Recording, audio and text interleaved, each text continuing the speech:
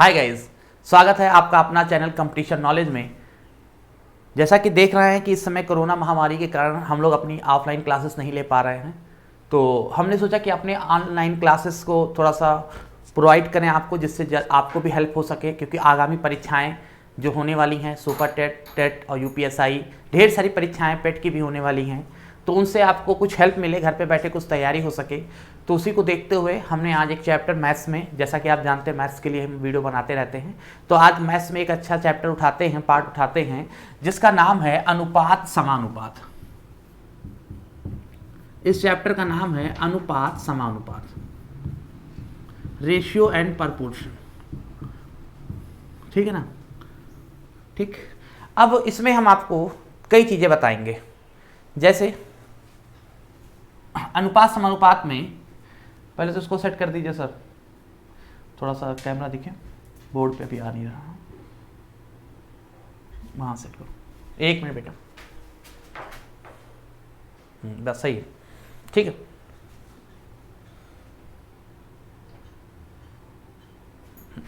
चलिए देखिए, अनुपात समानुपात होता क्या है। जैसे मान लो एक राम है, राम की एज है 8 साल, और एक श्याम है, श्याम की एज है मान लो 12 साल। हमने कहा इनकी एज का रेशियो क्या होगा, अनुपात क्या होगा। तो आप करना क्या, राम की एज थी 8 साल, श्याम की एज थी 12 साल, ऐसा नंबर जो जिनको इन दोनों को काटे, यानी एचसीएफ क्या होगा इनका, एचसीएफ। तो इनका एचसीएफ होगा क्या, मासा जिसको बोलते हैं। इनको ऐसी संख्या जो इन दोनों को काटे, मासा काटने तो दो भी काटेगा, हाईएस्ट कॉमन फैक्टर, तो वो क्या होगा 4। 4 से इसे काटेंगे, 4 दूनी 8 और 4 3 12। ये जो आया 2:3, ये इनका रेशियो होगा कि राम और श्याम की एज का रेशियो जो है वो 2:3 है। राम और श्याम की एज का जो रेशियो है वो 2:3 है। और जिस संख्या ने काटा है, अगर वो पता चल जाए, अगर उससे गुणा कर दोगे, जैसे मान लो 4 ने काटा, 2 चौक 8, तो राम की एज 8 साल, 3 चौक 12, श्याम की एज 12 साल। ठीक। अगर मान लो राम की एज कोई पूछे, तो हम अगर ऐसे मानना तो अक्सर 2x और 3x मानते हैं, जिससे आगे के प्रश्नों को जब हल करेंगे तो हमको x की वैल्यू निकाल के रख देंगे, हमारा आंसर आ जाया करेगा। उम्मीद का तो समझ में आ रहा होगा। जैसे राम की एज थी 8 साल, इनकी 12 साल, आपने 4 से काटा, 4 दूनी 8, 4 3 12, 2 3 का अनुपात आया। अगर इस 2 3 का अनुपात को ऐसे भी लिख सकते हैं, अगर हम इसमें 3 से मल्टीप्लाई करें, 3 दूनी 6, 3 त्रिका 9, 6 और 9 काटोगे तो फिर 2 3 आ जाएगा। तो इसको बोलते हैं समानुपात है, किसका, 2:3 के अनुपात का। या इसमें 4 से मल्टीप्लाई करो, 4 दूनी 8, इसमें भी 4 से मल्टीप्लाई करो, 4 3 12, अगर इनको काटोगे फिर यही आ जाएगा। यानी कहने का मतलब है, जिससे ऊपर मल्टीप्लाई करते हो उसी संख्या से अगर नीचे से मल्टीप्लाई करो, तो जो तैयार होगा, जो रेशियो तैयार होगा, वो समानुपात कहलाएगा, इस वाले आगे वाले रेशियो का। ठीक है ना? समझ में आ रहा होगा। तो अब इनका हम कॉन्सेप्ट आपका आज क्लियर करते हैं। कॉन्सेप्ट को ध्यान से देखिएगा। अगर ये कॉन्सेप्ट कुछ है, 4-5 कॉन्सेप्ट हैं, अगर आप उनको सही समझ लेंगे तो पूरा चैप्टर आप आसानी से हल कर सकते हैं। कॉन्सेप्ट क्या है, जैसे हमने लिखा, देखिएगा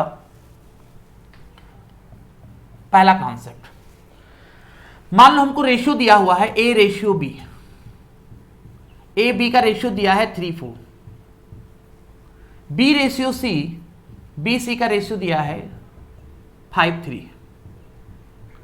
अब हमसे कहा गया ए बी सी का रेशियो निकालो। ए बी सी का रेशियो, तीनों का रेशियो अगर साथ में निकालना तो कैसे निकालेंगे। तो हम लोगों ने पढ़ा क्या है, अगर हम कॉन्सेप्ट की बात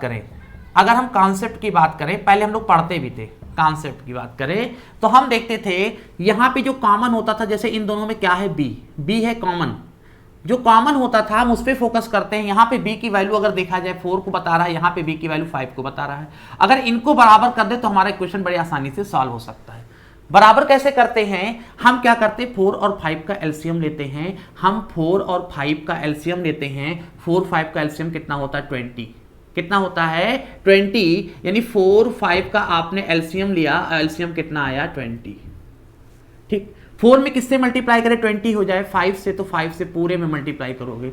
इसमें किससे मल्टीप्लाई करें, 20 हो जाए, 5 में किससे मल्टीप्लाई करें तो कहोगे 4 से।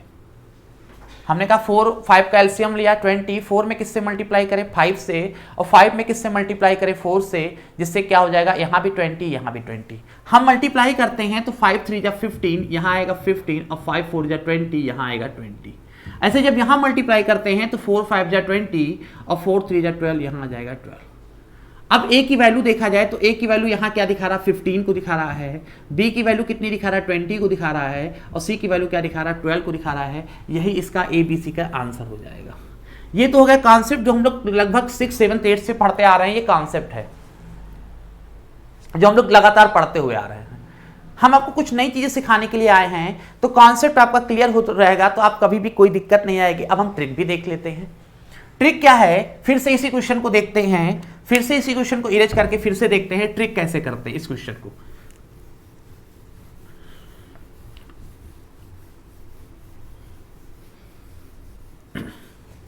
जैसे फिर से देखिएगा,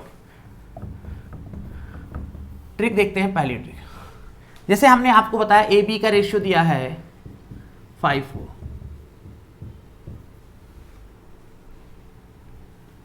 और बी सी का रेशियो दिया है, मान लो बदल दिया क्वेश्चन और कुछ और लिख दे 3:5। हमने कहा अब एबीसी का रेशियो निकालो, कोई दिक्कत नहीं, उससे भी कर सकते हो। देखो कैसे करोगे, अब यहां पे हमें करना क्या है, एबीसी का रेशियो निकालना है। जैसे इंग्लिश में एक लेटर होता है एन, एम के बाद आता है एन, जानते होंगे, एन फॉर नोज, ठीक है ना। अब इसको अगर हम दर्पण में देखेंगे, अगर इसको समतल दर्पण में देखेंगे तो एन कैसे दिखेगा, उल्टा एन दिखेगा। एन हमारा कैसे दिखेगा, उल्टा एन दिखेगा। उसी उल्टे एन को यहां पे हम बना देंगे, उसी उल्टे एन को हम यहां पे बना देंगे। अब क्या होगा, अगर देखा जाए उस उल्टे एन को बनाएंगे तो 5 3 जा, ये सीधे आ रहा नीचे आएगा, 5 3 जा 15, और 3 4 जा 12, और 4 5 जा 20। तो इनका रेशियो क्या आएगा, 15 12 और 20। इनका जो रेशियो आएगा वो आएगा 15 12 और 20। उम्मीद करें समझ में आ रहा होगा। रेशियो जो आएगा 15 12 और 20 आएगा, ठीक। अब देखिएगा, एक मेथड तो ये है, एक मेथड और है। आप क्या कर सकते हो, एक मेथड और है। दूसरा मेथड क्या है, जैसे ये एबीसी लिखा हुआ है, हम क्या कर सकते हैं, एबीसी के रेशियो को, जैसे हमको एबीसी का रेशियो निकालना था, ध्यान दीजिएगा, बोर्ड पे ध्यान दीजिएगा, एबीसी का रेशियो निकालना, दूसरा मेथड। तो हम करते क्या है, पहले हम ए बी की वैल्यू लिखते हैं। ए बी की वैल्यू कितनी दी है, 5 4, तो यहां लिखेंगे ए के नीचे 5 और बी के नीचे 4। बी सी की वैल्यू कितनी दी है, 3 5, तो हम बी के नीचे लिखेंगे 3 और सी के नीचे लिखेंगे 5। अब क्या करेंगे, इनका रेशियो निकालना है, तो ये जगह खाली है और ये जगह खाली है। जो जगह खाली है वहां उसके नजदीक का नंबर लिख देते हैं, जो जगह खाली है वहां पे उसके नजदीक का नंबर लिख देते हैं। तो अगर देखेंगे नजदीक में यहाँ पे 3 है और नजदीक में यहाँ पे 4 है। देखो नजदीक में 4 था, नजदीक में 3 था, लिख दिया। अब इन्हीं को मल्टीप्लाई कर देंगे, 5 3 जा 15, ये आया, 4 3 जा 12, ये आया, और 4 5 जा 20। आप देखोगे इस तरह भी आप निकाल सकते हो, चाहे ये मेथड अप्लाई करो चाहे ये मेथड अप्लाई करो, बात सेम ही है। सही है ना, समझ में आ रहा होगा। चलिए ठीक, एक तो ये हो गया। और भी चीजें देखी जाए, इसी प्रश्न को आगे बढ़ाते हैं। ये तो एबीसी का रेशियो निकालने का आया। मान लो आपसे एग्जाम में पूछ लेता, अच्छा ए सी का रेशियो कितना, ये एबीसी का रेशियो है। अगर एग्जाम में पूछे ए सी का रेशियो कितना होगा, तो ए की वैल्यू कितनी है 15 और सी की वैल्यू कितनी है 20, ये रख दो, बस ए सी का रेशियो हो गया। क्या कटेगा किसी नंबर से, 5 से, 5 3 जा 15, 5 4 जा 20, यानी इनका रेशियो कितना आया 3:4। 5 3 जा 15, 5 4 जा 20, 3:4। एबीसी का रेशियो आ गया, एसी का रेशियो। समझ में आ रहा होगा। या और भी तरीके थे, जैसे एबीसी का रेशियो निकाला, ध्यान दीजिएगा, बोर्ड पे फिर से देखते रहेगा ध्यान से। ये एबीसी का रेशियो हमने निकाला। हो सकता है एग्जाम में खाली इतना ही पूछे, खाली ए बी और बी सी देकर आपसे पूछे ए सी का रेशियो, ऐसे पूछे। चाहे उस मेथड से लगाओ जो हमने अभी पहले बताया है, चाहे एक मेथड और है। आप क्या करो, ए बटे बी की वैल्यू, ए रेशियो बी दिया है, ए बटे बी लिख सकते हो, बी रेशियो सी दिया है, बी बटे सी लिख दो, इन्हीं को मल्टीप्लाई कर दो, आपका आंसर आएगा। क्योंकि बी और बी कट जाएगा तो आपका जो आंसर आएगा वो ए अपॉन सी यानी ए रेशियो सी को बताएगा। यानी इन्हीं का जो रेशियो दिया है, जैसे ए बी रेशियो कितना दिया है 5 4, ए बी का दिया है ए बी, बी सी कितना दिया है, बी सी दिया है हमारा 3 5, ठीक है ना। अगर कटता है तो काटो, नहीं कट रहा है, 5 से 5 कटा, काट दो। ऊपर आया 3, नीचे आया 4, 3 4। आप देखोगे पहले भी हमारा 3 4 आया था, इस बार भी 3 4 आया, तो एसी का रेशियो कितना हो गया 3:4। आप ऐसे भी निकाल सकते हो।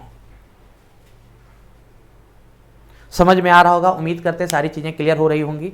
चलिए अब क्लास को आगे बढ़ाते हैं, कुछ और नई चीजें सीखते हैं।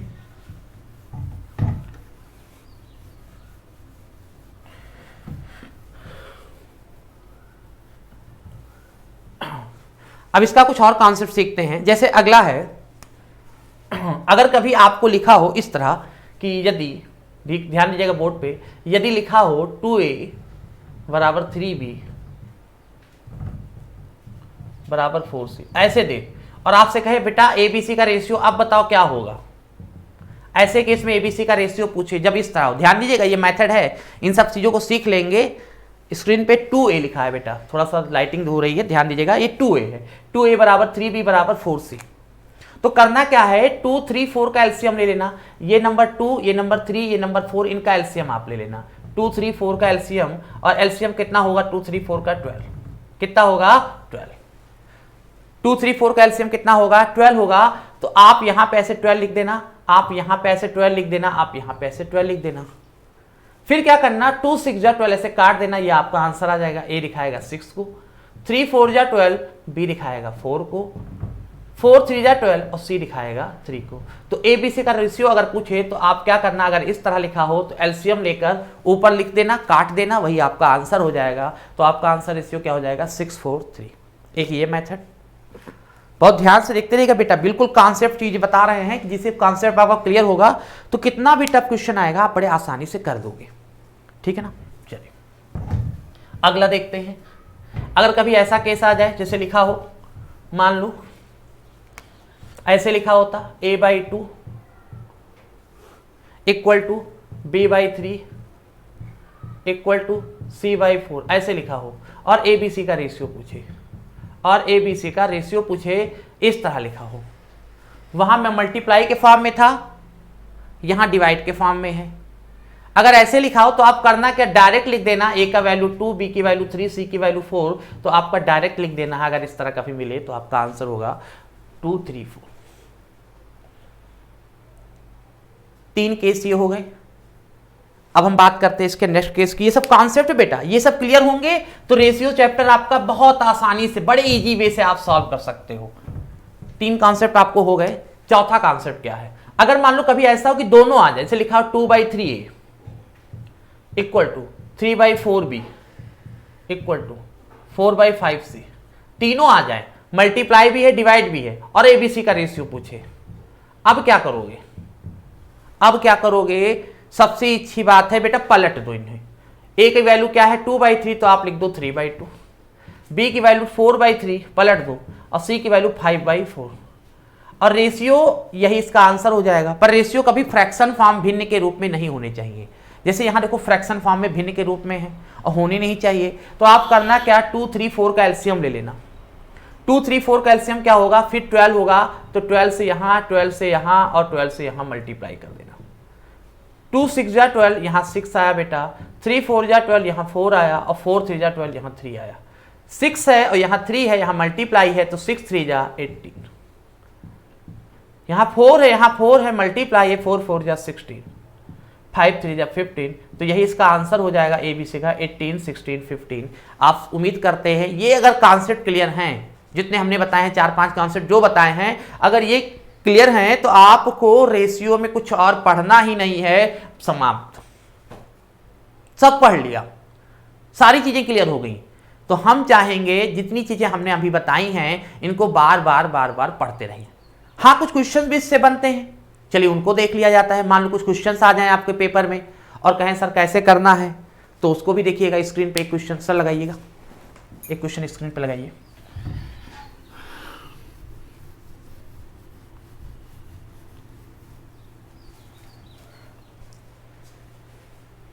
अगर आपको समझ में आ रहा है, वीडियो समझ में आ रही, क्लियर हो रही है सारी चीज़ें, तो नीचे सब्सक्राइब का बटन है बेटा, हमारे चैनल को सब्सक्राइब कर लो। लाइक का बटन है, लाइक कर दो बेटा, और अधिक से अधिक लोगों को शेयर कर दो जिनकी मैथ वीक है, जो समझना चाहते हैं कॉन्सेप्ट, वो भी देख सकें, ठीक है ना।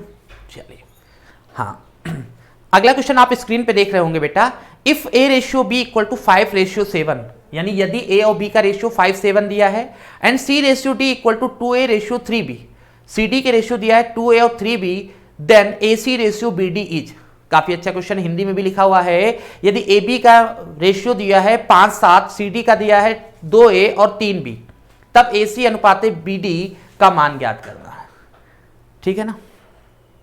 कैसे करते हैं, चलिए ध्यान दीजिएगा। हाँ, ए बी क्या दिया है 5-7, ए बी दिया है 5-7,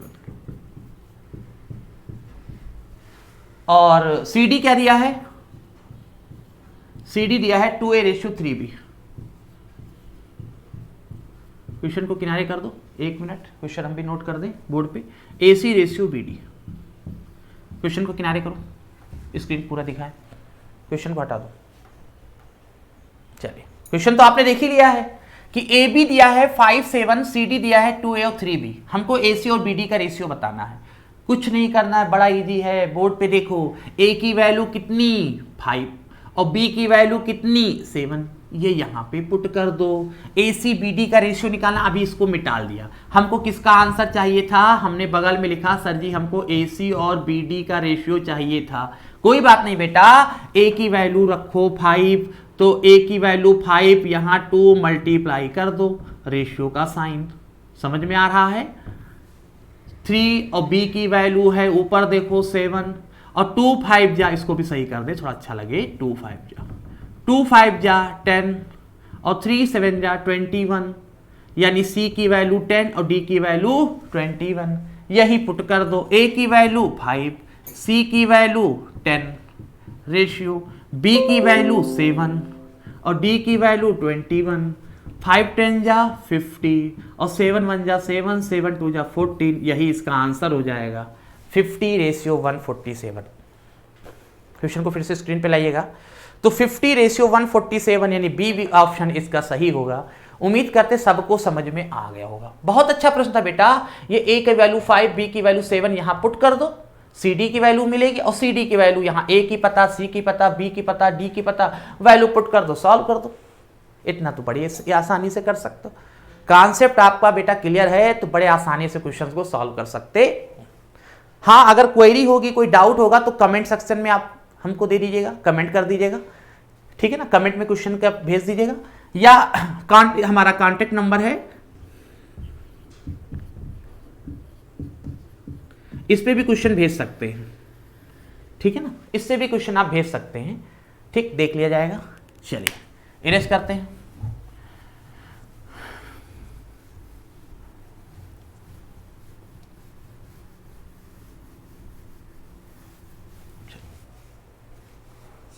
नेक्स्ट देखते हैं। हाँ, क्वेश्चन स्क्रीन पे देख लीजिएगा,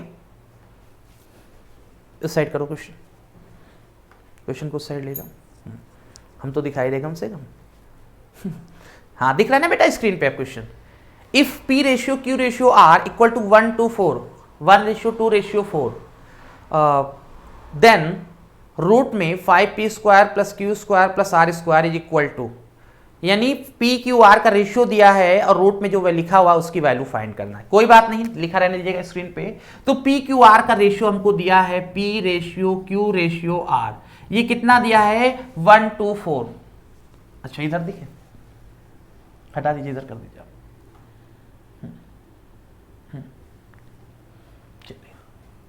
PQR कितना दिया है 1:4, 1:2:4, सही है ना। और हमको इसकी वैल्यू फाइंड करना, तो ऐसा देखो, इसको क्या करते हैं, P की वैल्यू मानो P = 1x, 1 का x से मल्टीप्लाई करोगे क्या आएगा x। Q की वैल्यू क्या मानो, क्वेश्चन हटा दीजिए आप बोर्ड से अभी, 2x, और R की वैल्यू क्या मानो 4x, यानी 4x होगा। हमको जो फाइंड करना था वो था रूट में 5P² + Q² + R², ये हमको फाइंड करना था, ठीक है ना। तो 5P²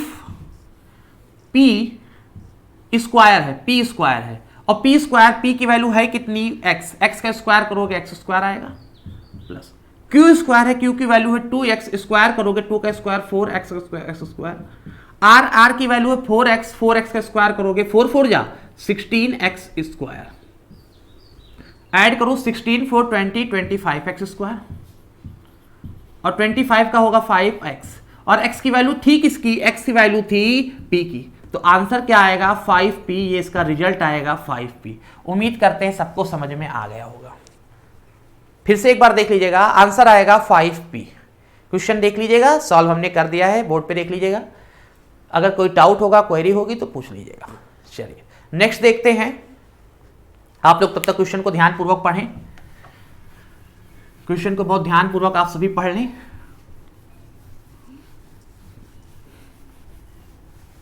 क्या लिखा हुआ है, एक मिश्र धातु में in an alloy the ratio of copper and zinc, यानी कॉपर और जिंक का रेशियो दिया है इस 5:2 if 1.250 kg of zinc is mixed in 17 kilogram 500 gram of an alloy मिश्रण में, then the ratio of copper and zinc will B.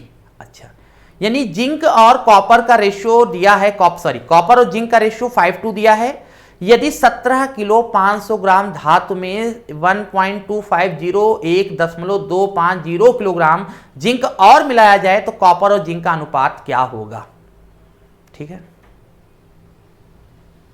चलिए अगर समझ में आ रहा है आंसर कर सकते हैं, देख लीजिएगा।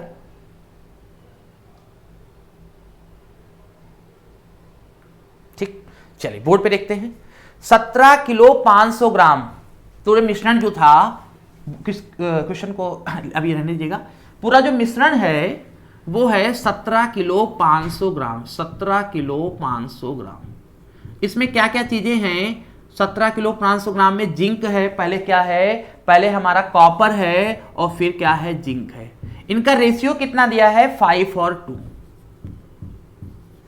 और इसमें मिलाते क्या है, किलोग्राम जिंक मिलाया जाए। क्या मिलाया जाए, क्वेश्चन इधर लाइएगा थोड़ा सा, धातु में 1.250 किलोग्राम जिंक और मिलाया जाए। कितना जिंक और मिला देना है, कितना 1.250 kg जिंक और मिला देना है। तो हमको क्या चाहिए, कॉपर और जिंक का अनुपात चाहिए, कॉपर और जिंक का अनुपात चाहिए। कॉपर के लिए Cu लिख दे, सिंबल होता है। चलिए हटा दीजिए स्क्रीन से।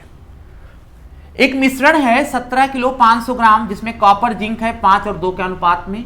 अगर जिंक और मिला दे 1.250 kg तो कॉपर जिंक का अनुपात क्या होगा। क्वेश्चन सबको दिख गया होगा। अब देखो कैसे करते हैं। अच्छा, 17 किलो 500 ग्राम, हम इसको पहले एक यूनिट बना लें। एक यूनिट बनाने का मतलब है सबको ग्राम में कन्वर्ट कर लें या सबको किलोग्राम में। हम ग्राम में कन्वर्ट करते हैं। 1 किलोग्राम में 1000, तो 17 में 17000 और 500 और थे, यानी इस पूरी यूनिट को लिख सकते हैं 17500 ग्राम। सही है ना, जिसमें कॉपर और जिंक का रेशियो 5:2। अगर पूछे कॉपर कितना है तो आप बताओगे सर जी इस वाले मिश्रण में कॉपर और जिंक का रेशियो 5:2 दिया है। तो हम पूछे कॉपर है कितना, तो आप बताओगे कॉपर है, अच्छा ऐसे कर लो और शॉर्ट कर लो कि 5:2 7, टोटल मिश्रण कितने भाग का है, 7 भाग का, और टोटल मिश्रण है कितना 17500 ग्राम, यानी 7 भाग, यानी कहने का मतलब 7 भाग, ये जो है 7 यूनिट जो है वो दिखा रहा है 17,500 ग्राम। जो 7 यूनिट है वो दिखा रहा है 17,500 ग्राम को।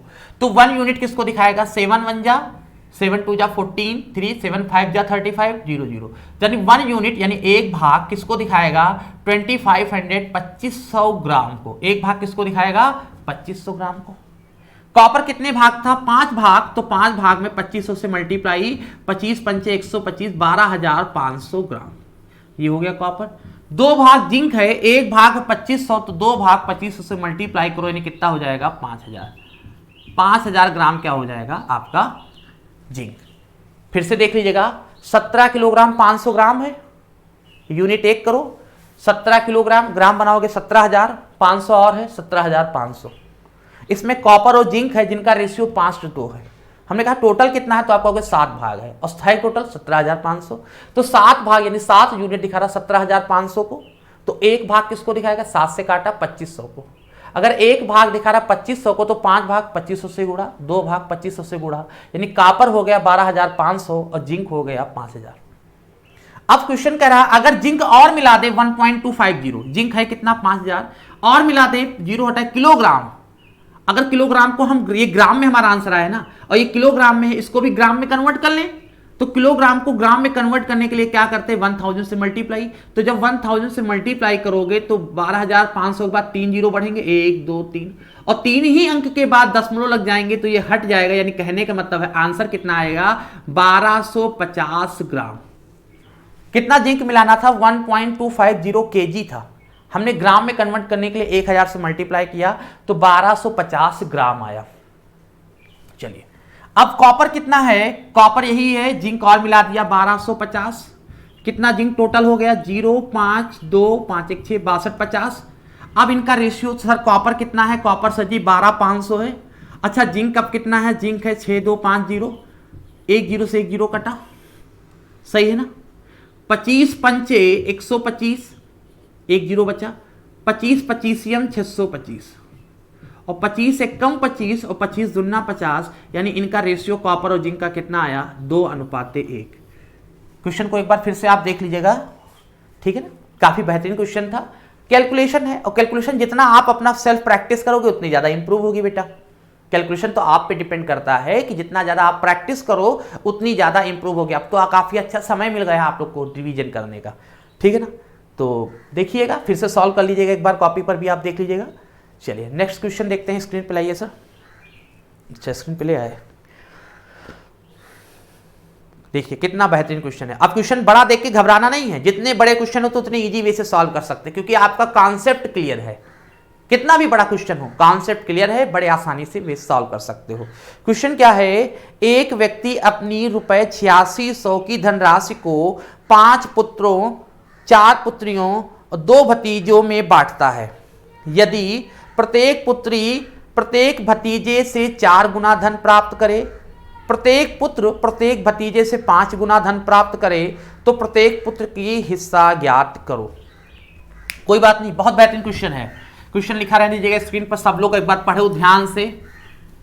अगर सॉल्व कर सकते हो तो कॉपी पेन से सॉल्व करके फाइनल आंसर देना, कमेंट कर लेना। चलो कितने लोग हैं वैसे, 5 पुत्रियां हैं। क्वेश्चन उस साइड को, कितने लोग हैं वैसे, 5 पुत्रियां हैं, 5 पुत्रियां हैं। और कौन है, 5 पुत्रियां हैं, 5 पुत्र 4 पुत्रियां, सॉरी 5 पुत्र हैं, 5 पुत्र हैं, 4 पुत्रियां हैं, और क्या है, 2 भतीजे हैं। ये हमको दिया हुआ, 5 पुत्र हैं, 4 पुत्रियां हैं, 2 भतीजे हैं, ठीक। प्रत्येक, यदि पुत्री को प्रत्येक भतीजे से 4 गुना, पहले अलग अलग लिख लें, पुत्र लिख लिया, फिर अलग लिख लो ना, पुत्र है, पुत्री है और भतीजा है। क्वेश्चन कह रहा है, पहले बहुत ध्यान से पढ़ना बहुत ध्यान से, क्योंकि कभी कभी जल्दीबाजी में आप क्वेश्चन सॉल्व करने के चक्कर में गलत कर देते हैं। यदि प्रत्येक पुत्री प्रत्येक भतीजे से 4 गुना, पुत्री जो है भतीजे का 4 गुना, अगर ये x पाएगा तो ये 4x पाएगी। आगे पढ़ते हैं, प्रत्येक भतीजे से, प्रत्येक पुत्री प्रत्येक भतीजे से 4 गुना धन प्राप्त करे, और प्रत्येक पुत्र प्रत्येक भतीजे से 5 गुना धन, ये इनसे 5 गुना धन प्राप्त करें, एक बेटा, प्रत्येक पुत्र नहीं एक बेटा। तो हमको प्रत्येक पुत्री का हिस्सा बताना है, पुत्री का हिस्सा। कोई बात नहीं, अगर भतीजों को x मानेंगे तो पुत्री कितना पाएगी, एक पुत्री 4x, भतीजा कितना पाए, सॉरी पुत्र कितना पाएगा 5x, क्योंकि लिखा पुत्री भतीजे का 4 गुना 4x कर दिया, पुत्र भतीजे का 5 गुना 5x कर दिया, ठीक है ना। वैसे एक पुत्र पाएगा 5x और पुत्र है कितने 5, एक पाएगा 5x और 5 पुत्र हैं तो 5 से मल्टीप्लाई कर दो। एक पुत्री पाएगी 4x, एक पुत्री कितना पाएगी 4x, एक पुत्री 4x, पुत्रियां 4 हैं तो 4 से मल्टीप्लाई कर दो। भतीजे 2 हैं तो 2 से मल्टीप्लाई कर दो, और सबके पैसे को जोड़ दो, जो सबका पैसा होगा, जैसे 25x, 4 चौक 16x और 2 दूनी 4x, टोटल कितना बनेगा 16 4 20 और 25, 20 25 45x। और टोटल पैसा है कितना, वैसे टोटल पैसा है कितना 8600। अच्छा सॉरी, कैलकुलेशन हमारी थोड़ी रॉन्ग हो गई थी, सही कर लीजिएगा। 50 25 4 चौक 16, 2x 16 2 18 और 18 और 25, 18 और 25 होगा 8 5 13, 3 2 1 3 1 4 43, सॉरी सही कर लीजिएगा 43x। और ये टोटल धनराशि है कितनी, वो है 8600 रुपए की। तो 43x बता रहा 8600 को 43 दूना 86 और 200 x बराबर कितना आया 200। ठीक है ना, x बराबर कितना आया 200। ठीक है ना, x बराबर आया 200। तो प्रत्येक पुत्री का हिस्सा ज्ञात करें। प्रत्येक पुत्री कितना पा रही है 4x। प्रत्येक पुत्री कितना पा रही है 4x और 4x की वैल्यू है 200, तो 200 चौका 800। प्रत्येक पुत्री का हिस्सा कितना हो गया 800 रुपए, क्योंकि एक पुत्री कितना पाती है 4x, तो 4 से मल्टीप्लाई कर दिया, हो गया। चलिए नेक्स्ट लगाइए क्वेश्चन सर, लगाइए।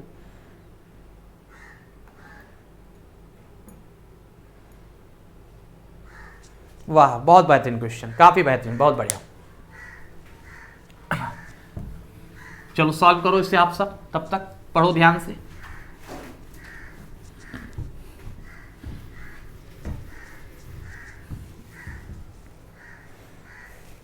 ए और बी के पास रुपए 158 है, 158 रुपए हैं ए और बी के पास। सी के पास ए और बी की कुल राशि से 101 रुपया कम है। सी के पास क्या है, ए और बी की कुल राशि से 100 कम है। अच्छा, ए और बी के पास टोटल कितना है? ए और बी के पास टोटल कितना है? क्वेश्चन पढ़ो। ए और बी के पास टोटल है सर जी 158। ठीक। सी के पास ए और बी की कुल राशि से 101 कम है। सी जो है ए और बी के टोटल से यानी 158 से कितना कम है? 101 कम है। 101 घटा दो, 101 कम है तो 101 घटा दो। सी के पास ए और बी के टोटल का यानी 158 का 1 से 101 कम है, तो 8 में 1 गया 7, 5 1 में गया 0, 57। 101 घटा दो, यानी कहने का मतलब 101 घटाओगे कितना आएगा 57, यानी सी का वैल्यू पता चल गई। सी के पास कितना है 57 रुपए। और बी के पास सी से 23 रुपया अधिक है। बी के पास सी से 23 रुपया अधिक, 57 है, 23 अधिक है, 23 जोड़ दो, कम होता घटा दो, अधिक है जोड़ दो। तो बी के पास कितना होगा 7 3 10 की 0 1 5 2 7 1 8, 80 रुपए होगा। बी के पास पता चल गया 80। और ए बी टोटल कितना है 158, तो ए के पास कितना होगा? ए और बी टोटल 158 और बी का 80 रुपया है। बी का है कितना 80, इधर प्लस में 80 उधर जाएगा तो माइनस में 80, तो 158 माइनस 80 यानी कितना हो जाएगा ये 8, 15 में 8 गया 7, यानी ए की वैल्यू कितनी आ जाएगी 78 रुपए। उम्मीद करते हैं सबको बेहतरीन तरीके से समझ में आ रहा होगा, सही है ना। तो हम चाहते हैं आज इतना ही सॉल्व करो, ठीक है ना। अगली वीडियो जल्दी लेकर आएंगे। हाँ, कमेंट कर दीजिएगा अगर समझ में आ रहा, लाइक कर दीजिएगा और ज्यादा से ज्यादा शेयर कर दीजिएगा कि सबको फायदा हो। चैनल को सब्सक्राइब भी कर लीजिएगा। मिलते हैं नेक्स्ट वीडियो में कुछ अच्छे प्रश्नों के साथ। अभी इसी टॉपिक को हम अच्छे प्रश्नों को करवाएंगे, फिर अगला टॉपिक बाद में स्टार्ट करेंगे। अभी हम रेशियो के ही नेक्स्ट क्लास में और अच्छे प्रश्नों का या आप जो कमेंट किए होंगे उन प्रश्नों का भी समावेश करके नेक्स्ट क्लास में सॉल्व करवाएंगे। तब तक के लिए धन्यवाद। घर पे रहिए, सुरक्षित रहिए, खुश रहिए।